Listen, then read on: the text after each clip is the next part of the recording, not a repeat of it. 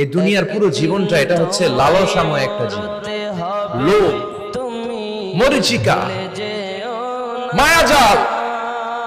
এই মায়াজালে আমরা আটকে আছি, ফলে মৃত্যুর কথা আমরা ভুলে গিয়েছি।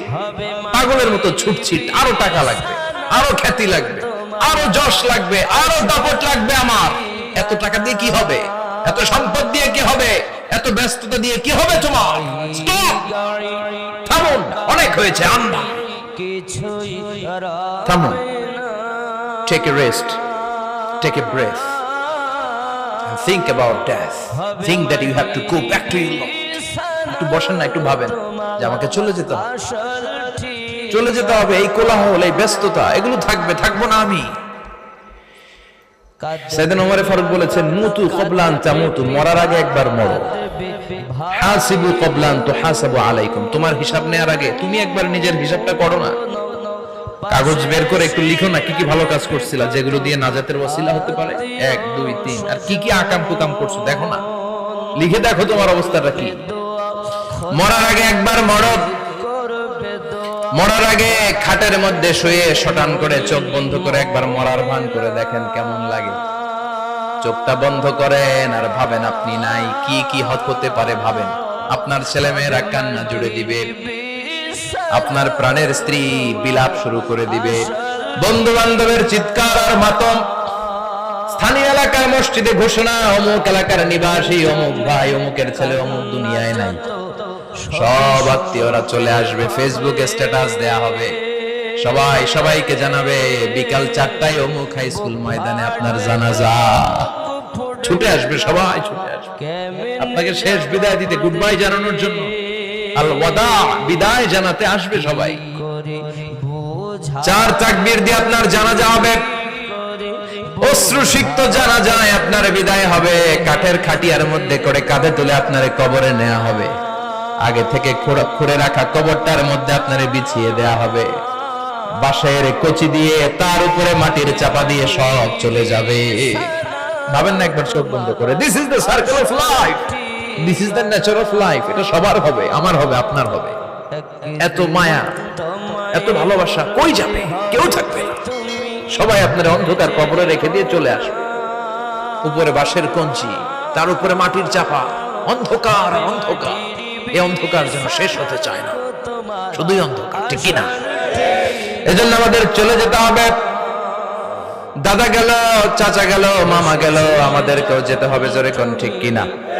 একদিন মাটির ভেতরে হবে ঘরে মন আমার, কেন বন্ধ দালান ঘর, প্রাণ পাখি উড়ে যাবে পিঞ্জর ছেড়ে।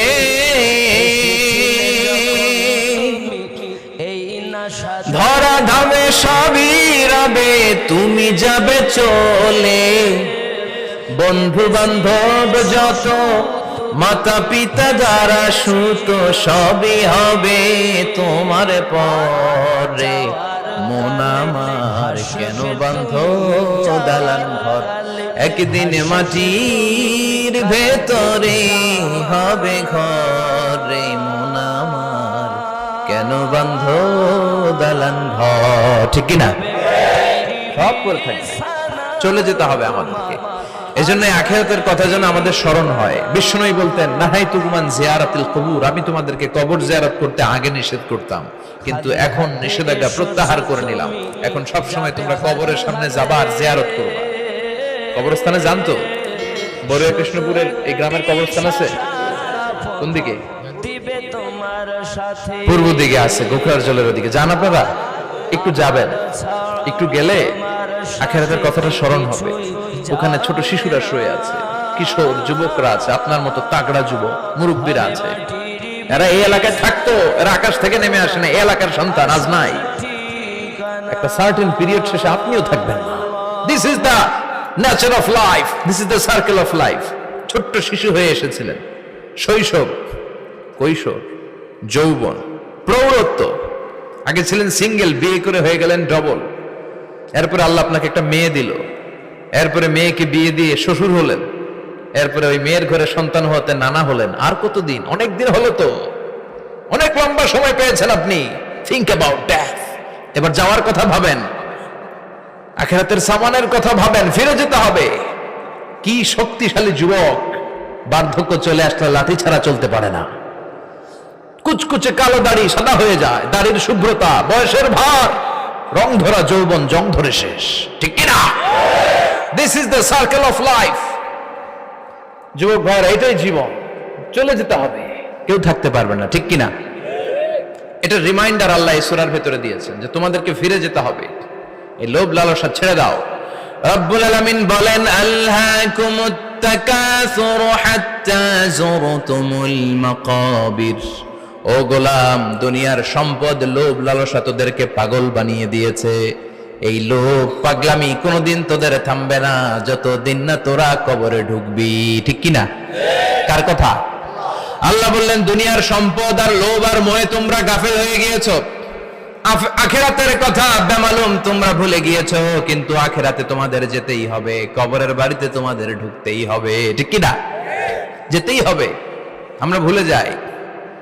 আলহাকুমুত তাকাসুর, অতিরিক্ত পাওয়ার লোভ, বেশি বেশি খাওয়ার লোভ, বেশি বেশি জমানোর লোভ মানুষকে গাফেল বানিয়ে দিয়েছে।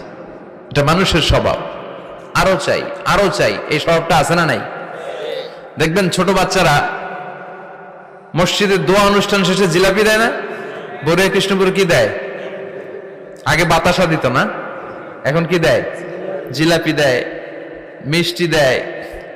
তো মসজিদের 2-3 গেট থেকে যদি দেয়, ছোট বাচ্চারা দেখবেন এদিক দিয়ে কয়েকটা নিয়ে আবার ওই গেটে লাইন ধরে। ওর হাত হলো ছোট হাত, ওর হাত ভর্তি জিলাপি, আর নেওয়ার জায়গা না, এরপর আরেক জায়গায় লাইন ধরছে, আরো লাগবে, আরো লাগবে, এই আরো আরো আরো চাই। এই স্বভাবটাই মানুষকে কুড়ে কুড়ে শেষ করে দিয়েছে। এত লাগবে কেন তোমার? চাহিদার কোনো শেষ নাই, unlimited demand of human being. যার আছে বেশি তার চাই বেশি, যার সাইকেল আছে তার হুন্ডা চাই, হুন্ডা আছে তো প্রাইভেট কার চাই, প্রাইভেট কার আছে তো প্লেন চাই, প্লেন আছে তো হেলিকপ্টার চাই, হেলিকপ্টার আছে তো ওইটা চাই, ওইটা আছে তো সেটা চাই, ঠিক কিনা? এলাকার মেম্বার যে হয়েছে চেয়ারম্যান হতে চায়, আছে না নাই? চেয়ারম্যান সাহেব এমপি হতে চায়, আছে না নাই? এমপি সাহেব মন্ত্রী হতে চায়, আছে না নাই? মন্ত্রী সাহেব প্রধানমন্ত্রী হতে চায়, আছে না নাই? কিন্তু এই দেশে সুযোগ নাই, কথা কন।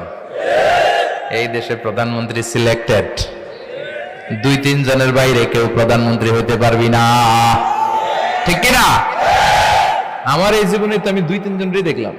বেগম খালেদা জিয়া, মাননীয় প্রধানমন্ত্রী শেখ হাসিনার ছোট্টবেলা দেখেছি এরশাদকে, আমরা তখন ছোট। তো মানুষের চাহিদার কোনো শেষ নাই, যার আছে বেশি তার চাই বেশি। এজন্য বিষ্ণু বলেছেন, উনজুরু ইলা মান হুয়া আসফালা মিন, তোমার চেয়ে যে খারাপ আছে ওর দিকে তাকাও। ওয়ালা তানজুর মান হুয়া আ'লা মিন, তোমার চেয়ে যে ভালো আছে ওর দিকে তাকায়ও না, তোমার চেয়ে যে খারাপ অবস্থানে আছে ওর দিকে তাকাও। অনেকে নিজের অবস্থান নিয়ে সুখী না, এরকম আছে না নাই? আল্লাহ আমার এটা দিল না রে, ওইটা দিল না রে, পাইলাম না রে, কিচ্ছু হয় না, কি করব জীবনে, হতাশ। আসলে আছে কিন্তু অনেক, কিন্তু শুকরিয়া নাই, ডাকাত, ঠিক কিনা? নিজের অবস্থান নিয়ে সুখী না, কিন্তু অনেক লোক আছে তারা আপনার অবস্থানে পৌঁছতে চায়। তাদের দিকে তাকিয়ে দেখেন, আপনি যে অবস্থানে আছেন এই অবস্থানে পৌঁছাটা অনেকের কাছে স্বপ্ন। তারা প্রতিনিয়ত সংগ্রাম আর স্ট্রাগল করে যাচ্ছে আপনার অবস্থানে পৌঁছতে, আর আপনি এটা নিয়ে সন্তুষ্ট না। শেখ সাদির নাম শুনেছেন? বালাগাল উলা কাশাফাত দুজা, এই কবিতাটার রচয়িতা, ইরানের বিখ্যাত এক কবি। উনি একবার আর্থিক সমস্যার মধ্যে দিয়ে সময় কাটাচ্ছেন, টাকা নাই, পয়সা নাই, পায়ে দেওয়ার মতো জুতা নাই। উনি খুব দুঃখ পেলেন, হায় রে, আমি ইরানের এত বড় কবি, আমার পায়ে দেওয়ার মতো জুতা নাই। দুঃখ ভরা মন নিয়ে রাস্তায় হাঁটতে বেরোলেন। হাঁটতে হাঁটতে হঠাৎ দেখলেন একটা লোক শুয়ে শুয়ে কাঁদছে, ওই লোকটার 2টা পাই নাই, পাই নাই। উনি সেজদায় পড়ে গেলেন, আল্লাহর কাছে ক্ষমা চাইলেন, আল্লাহ অনেক দিয়েছো, শুকর আলহামদুলিল্লাহ। এজন্য যেই পরিস্থিতিতেই থাকি না কেন আমরা কি পড়বো? জোরে বলেন, কি পড়বো? এজন্য কানাতু মিনাল ইসলাম, অল্পে তুষ্ট থাকার নাম হলো ইসলাম। সম্পদ লাগবে কিন্তু সম্পদের পাহাড় লাগবে না, ঠিক কিনা? অল্প খান, অল্প পড়েন, অল্প জমান, অল্পের ভেতরে বরকত ঢুকাইয়া দিছে কে? দেখবেন যাদের সম্পদ অল্প তারা সুখী বেশি। জরিপে এটা দেখা গিয়েছে, অনেক সার্ভেতে এটা এসেছে, যারা সম্পদশালী এরা দুঃখী বেশি। এদের দুঃখ বেশি, টেনশন বেশি, খুব স্বাভাবিক। টাকা যার বেশি, রোগ তার বেশি। টাকা যার বেশি, টেনশন তার বেশি। টাকা যার বেশি, ঘরে শান্তি তার কম। আছে না নাই? ঘরের ভিতরে অশান্তি, ছেলে কথা শোনে না, ছেলে টানে গাঞ্জা, মেয়ে করে পরকিয়া। আছে না নাই? স্ত্রী কথা শোনে না, ভালোবাসা নাই, ঘরটা জাহান্নামের টুকরা। রোগ বালাই, এক একটা হসপিটাল বিল পরিশোধ করতে মাসে 5 লাখ 10 লাখ। আছে না নাই? কিছু খেতে পারে না, ডাক্তার একেবারে ডায়েট মেনু বেঁধে দিয়েছে। Diet, very diet menu. এটা এটা এটা এটা কিছুই খাবেন না, শুধু গরু খাবেন না, খাসি খাবেন না, চিংড়ি খাবেন না, খালি ঘাস খাবেন। ইচ্ছে মতো ঘাস খাবেন, মানে ঘাস জাতীয় যত আইটেম আছে সব খাবেন। শাক খাবেন, সবজি খাবেন, সালাদ খাবেন। গরু, চিংড়ি, মুরগি, গোশত, ইলিশ কিছু খেতে পারে না। তাহলে রোগ বেশি, খাওয়ার মজা নাই, ঘরে সাংসারিক শান্তি নাই, খালি ব্যারাম আর ব্যারাম। ঠিক কিনা? কিন্তু সম্পদের পাহাড় ঘটেছে। আর অল্প যারা খায়, অল্প পড়ে, রিক্সাওয়ালা, কুলিওয়ালা, অল্প বেতনের চাকরি, কিন্তু হক হালালি মেনে চলে, দেখবেন শান্তি আছে অনেক। হ্যাঁ, বাসা ভাড়া দেয়, ফ্যামিলি চালায়, বাচ্চাদের স্কুল বিল, এরপরও মাস শেষে 1-2 হাজার টাকা হাতে থেকে যায়। আর ওর প্রতি মাসে 10 কোটি টাকা ইনকাম, তারপরও ব্যাংকের ঋণ আছে না নাই? সুখ কারে বলে? কিভাবে আপনি সুখকে ডিফাইন করবেন? সুখ তো টাকায় কিনা যায় না। শান্তি টাকা দিয়ে হয় না, শান্তি দেওয়ার মালিক কে? শান্তি আছে অল্প খেয়ে শুকর করার মধ্যে, শান্তি আছে আলহামদুলিল্লাহর মধ্যে। চিল্লায় বলেন ঠিক কিনা? এজন্য অল্প খাবো, অল্প পড়বো, অল্প জামাবো, অল্পের ভেতরে বরকত দিয়েছে কে? দেখেন, ধনী ভাইরা খেতে পারে না, কিন্তু রিক্সাওয়ালার কি সমস্যা হয়? রিক্সাওয়ালারা সব খেতে পারে। কুলিওয়ালা, দিনমজুর, এরা একেবারে স্লিম, সুঠাম দেহি, মেদহীন পেট, পেটে কোনো মেদ নাই, ভুড়ি নাই। আর কোটিপতিদের মেদ আছে না নাই? এত বড় বড় পেট। ঠিক কিনা? আমাদেরও পেট আছে, তবে হালাল পেট। এটা হারাম টাকা দিয়ে এই ভুড়ি বানাই নাই আমরা। চিল্লায় বলেন ঠিক কিনা? রিক্সাওয়ালা, কুলিওয়ালা নিজেও নামাজ পড়ে, বউও নামাজ পড়ে, বাচ্চাটাও নামাজ পড়ে, রিক্সা চালায় আর জিকির করে লা ইলাহা